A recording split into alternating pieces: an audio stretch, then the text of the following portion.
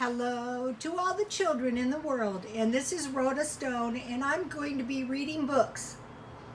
The first book is Wolves by Seymour Simon. This is a really good book. I just read it last night. Wolves by Seymour Simon.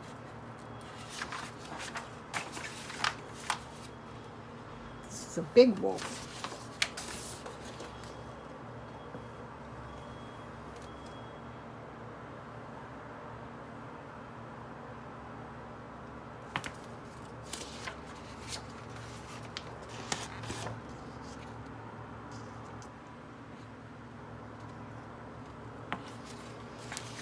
Imagine snow falling silently in the great woodlands of North America. The only sounds are from the trees creaking and tossing in the wind. Suddenly, the quiet is broken by an eerie howl of a wolf. And all of the frightening stories and legends that you've heard about the treacherous and sly wolf and the evil werewolf begin to race through your mind. Coyotes howl too, and so do a lot of dogs. But what is this animal of our imaginations truly like? Are wolves savage and destructive hunters of people and livestock? Or are they one of nature's most misunderstood creatures? It is possible that people don't like wolves because they don't know very much about them.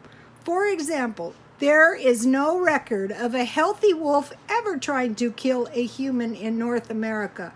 Perhaps by learning about the wolf and how it lives in the natural world, we can begin to tell the difference between the real animal and the fables we've created.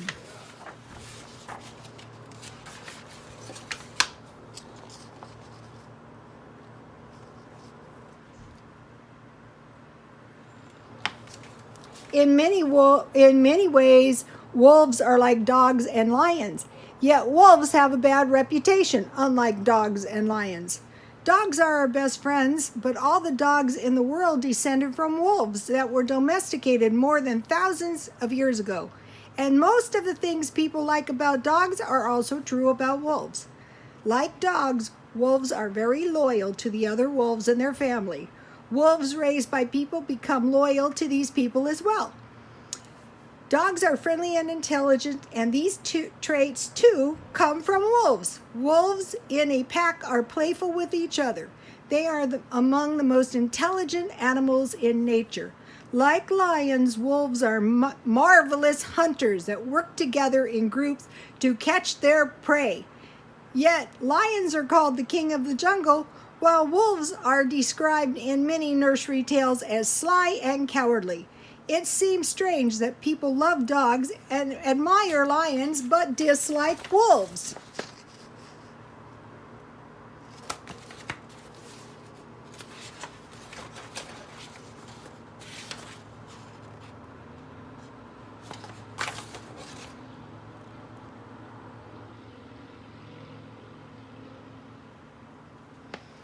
Wolves, like humans, are very adaptive to different climates and surroundings. At one time, wolves roamed across nearly all of North America, Europe, and Asia.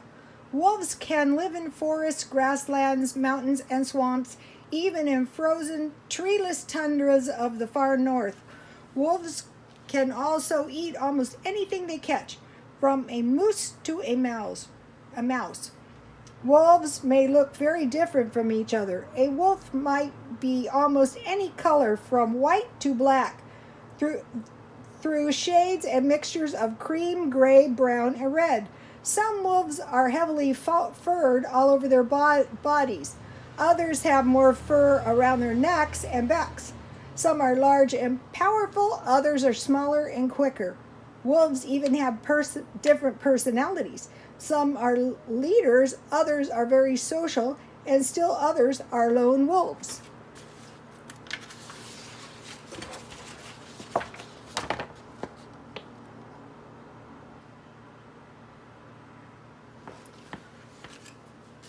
Wolves may look and act differently from each other. Most wolves belong to the same species called Canis lupus. Canis means dog and lupus means wolf. The wolf's closest relatives are the domestic dogs, the coyotes, the jackals, and the dogs of Australia called dingoes.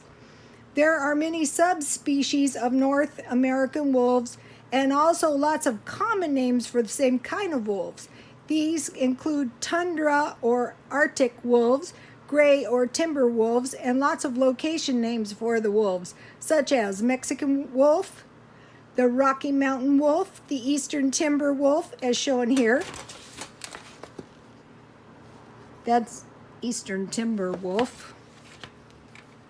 The Texas gray wolf and the Great Plains wolf, also called Lobo wolf or buffalo hunter. In colder locations, wolves usually have longer and thicker coats, smaller ears, and wider muzzles than do wolves that live in warmer regions. Hybrid mixtures such as wolf dogs or wolf coyotes are not really wolves at all. Even though wolf dogs may look much like dogs, they are very difficult to train and can be dangerous if kept as pets in homes with small children. This is a cute one.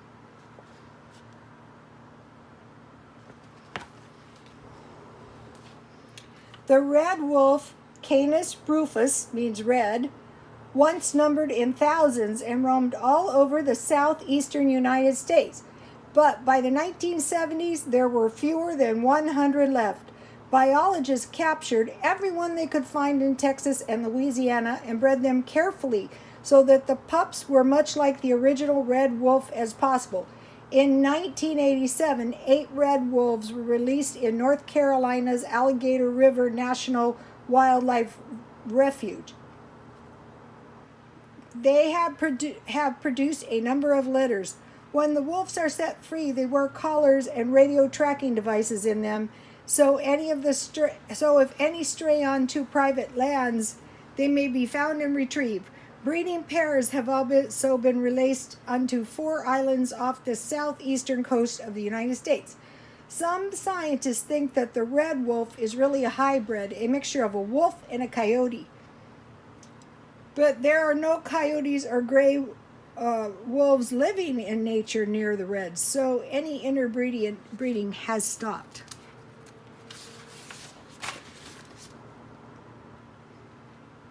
Wolves can run for miles without tiring when they are hunting moose, elk, or other large prey. Wolves have strong muscles and their legs are long and almost spindly. Like dogs and most other animals, wolves run on their toes. This makes their legs even longer and lets them take steps so that they can run fast. Wolves seem to glide effortlessly when they run, almost like a shadow of a cloud drifting along the ground. Wolves are the largest members of the dog family, bigger than any wild dogs or domestic dogs. The wolf looks much like a German shepherd with thick, shaggy fur and a bushy tail. The fur is extra thick in winter and is good protection against rain or snow. Water runs off the wolf's fur the way it runs off a raincoat. An adult wolf can weigh from 40 to 170 pounds, 18 to 80 kilograms, and stretch more than 6 feet 2 meters. From the tip of his nose to the end of his tail, male wolves are usually larger than females.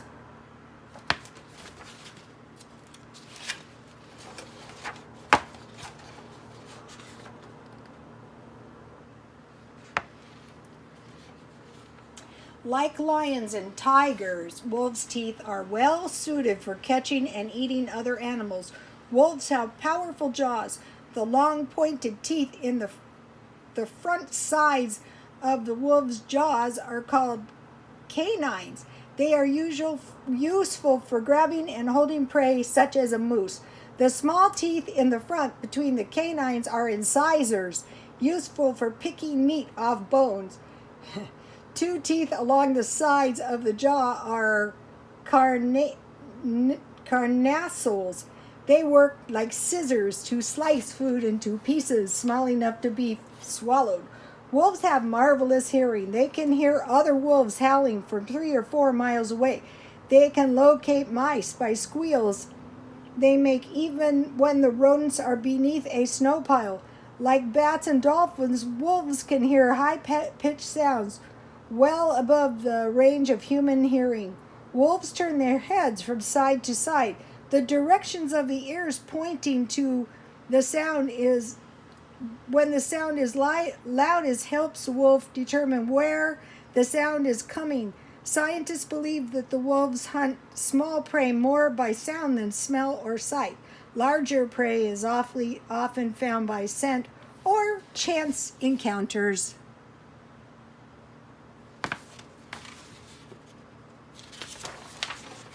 Oh, this is one of my favorite pictures.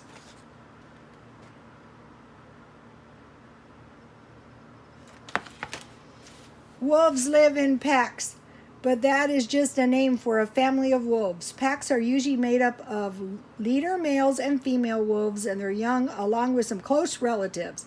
An average wolf pack has 5 to 8 wolves, but packs can have as few as 2 or 3, or as many as 25 wolves. The members of the pack are usually very friendly with each other. They hunt, travel, eat, and make noises together. Wolves bring bites of food to each other. They babysit each other's litters. They run along and play tag with each other and with the pups. They startle each other by hiding and then jumping out. Wolves make all kinds of sounds besides howling. They bark, growl, whine, and squeak. Barking seems to be a warning when a wolf is surprised at its den. Growling is common among pups when they play, and adults growl when challenged by another wolf. Whines and squeaks are connected with playing, feeding, and general good feelings. Mothers squeak when the puppies play too roughly. Fathers squeak to call the pups.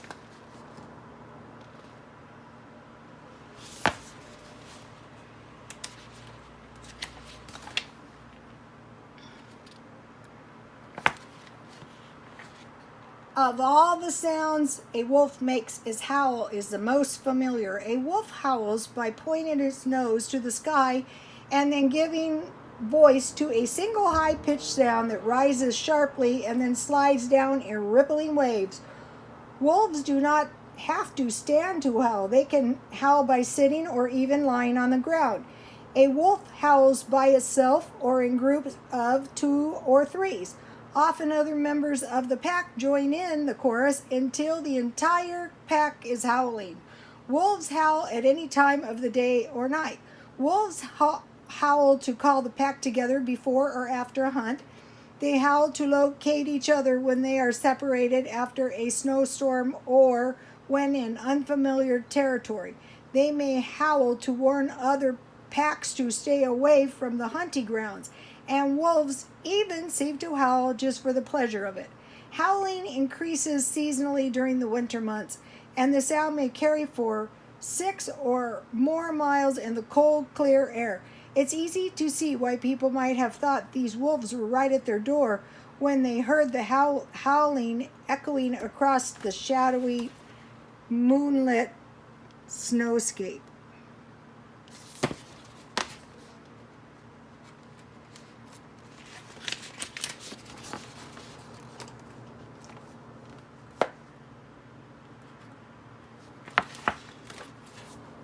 Each wolf pack has a specific hierarchy.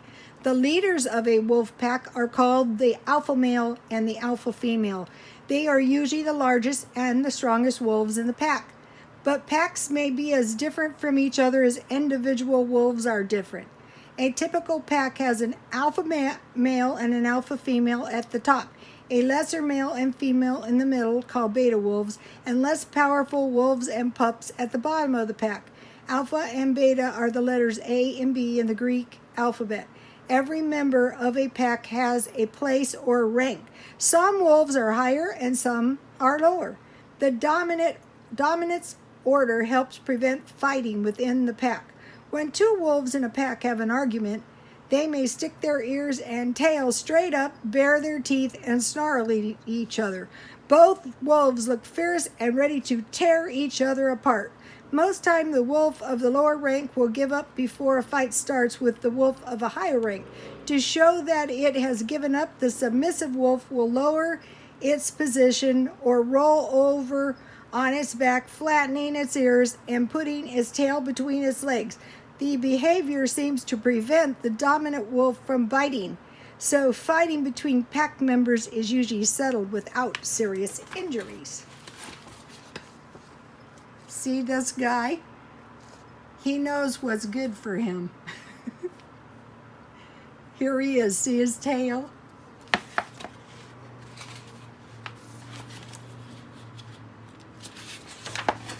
Okay, here's my other favorite picture.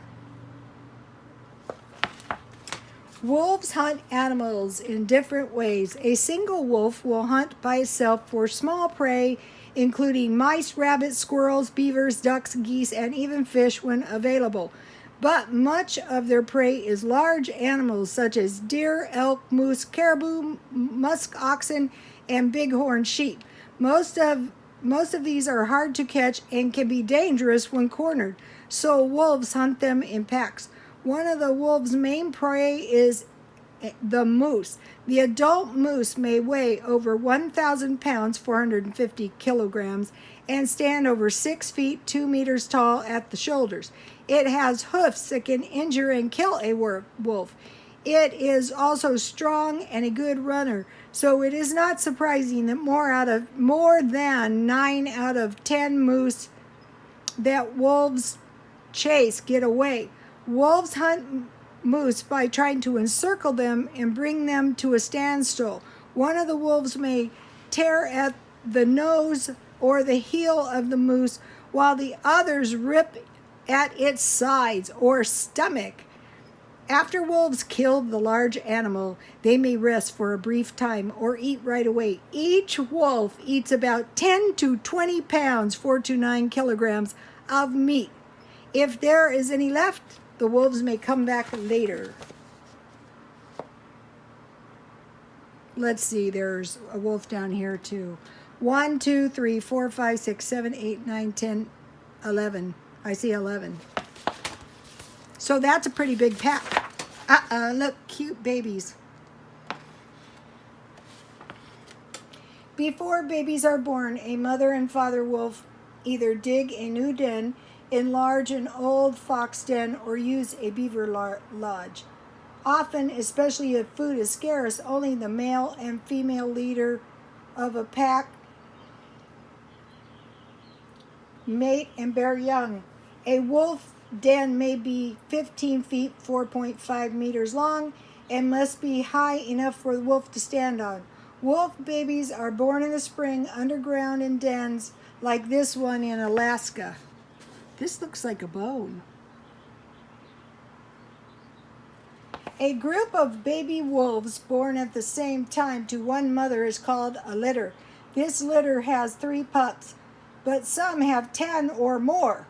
These pups are only 1 week old.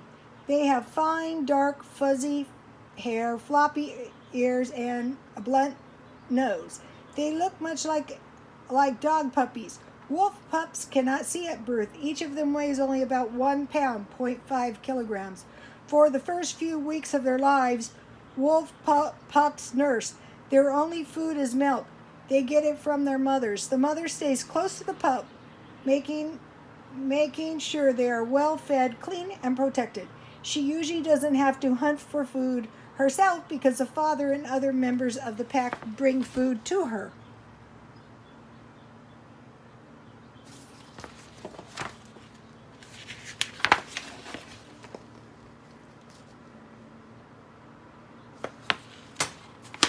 About 2 weeks after they are born, wolf pups open their eyes and begin to walk. At about 3 weeks, they come out of the den and begin to play outside. Though they still nurse, they start to eat meat. All of the members of the pack help care for the pups, bringing food to them. The pups rush up when the wolves return from hunting. They wag their tails and whine and lick the adults' jaws. The wolf then brings up some of the food it has swallowed and gives it to the pups. Baby food. The pups grow very fast, and after about a month, they begin fighting and tumbling around with each other. After a while, they begin to develop dominance, order among themselves. During a fight, one of the pups will roll over on its back and show that it gives up. The other raises its tail to show dominance. Pups also play at hunting by attacking each other, insects, and small animals. These games help the pups practice hunting skills they will need when they grow up. During the summer, the pups begin to look like adult wolves, but they stay together in a safe place while the adults hunt. By fall, the young wolves join the rest of the pack when it travels. They may join a hunt to help run down the prey, but the older wolves make the kill. By winter, the young are nearly grown. When they are about 2 years old, some will stay with the pack, while others will leave and find mates and start new packs.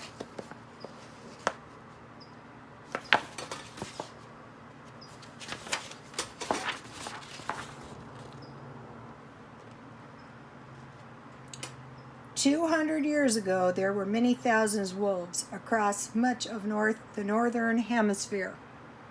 But wolves have been hunted, trapped, and poisoned, and only small numbers can still be found in Eastern Europe, China, and parts of North America. Henry David Thoreau, an American naturalist, once said, In wilderness is the preservation of the world. Conservationists want to reintroduce wolves into Yellowstone National Park in Wyoming.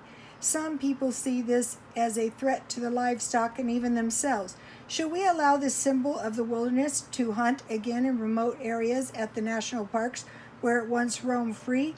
The fate of the wolf is up to our willingness to share the earth with wild animals."